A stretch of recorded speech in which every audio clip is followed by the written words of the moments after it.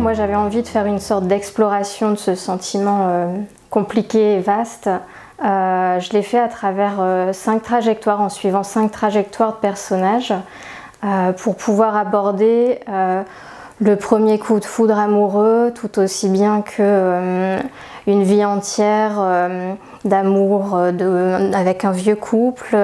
J'avais envie d'aborder la thématique de la séparation, du désamour, voilà. Donc on parle beaucoup d'amour dans ce livre, de couple aussi, de ce que le couple fait à l'amour, de ce que l'amour devrait faire au couple, de ce qu'on est prêt à faire par amour, ou de ce qu'on n'est plus prêt à faire quand l'amour est parti.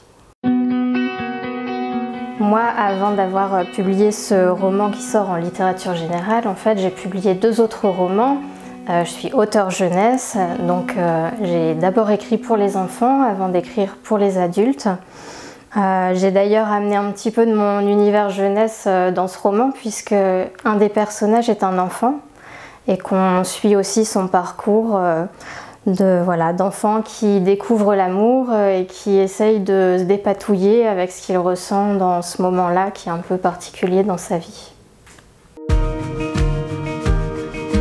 Alors, les premiers lecteurs du livre m'ont dit que c'était un livre qui était moderne, qui abordait la thématique de l'amour de façon assez moderne. C'est quelque chose qui me fait plaisir en fait, parce que c'est exactement ce que j'ai voulu faire. J'ai voulu qu'en lisant le livre, on entende la langue qu'on parle tous les jours, qu'on retrouve des situations qu'on vit tous les jours.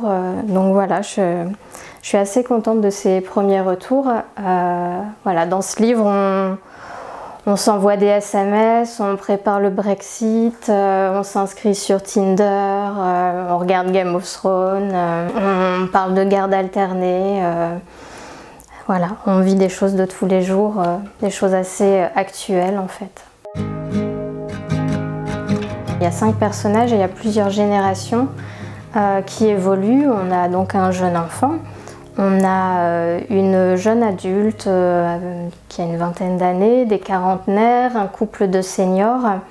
Voilà, ce sont des parcours qui s'entrecroisent et qui se heurtent finalement au même constat qui est que l'amour est une chose compliquée, quel que soit l'âge, qu'on ait 10 ans, 20 ans, 40 ans ou 70 ans.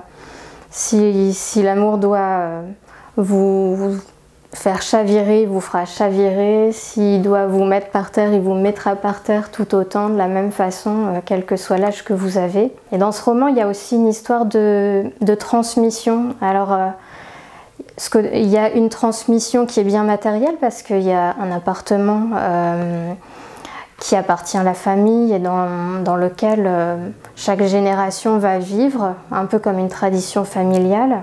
Mais il y a aussi ce qu'on transmet à ses enfants, comment on aime en fait finalement et comment on transmet ça à ses enfants. Donc ça passe un moment par le grand-père qui dit, en parlant de son petit-fils, l'heure est grave, cet enfant est sur le point de renoncer à l'amour et qui du coup prend les choses un peu en main. Et ça passe aussi par exemple par le père qui à un moment donné essaye d'analyser un peu sa relation, ce qu'il a vécu pour pouvoir un jour en parler à sa fille. Alors ce livre est un roman choral.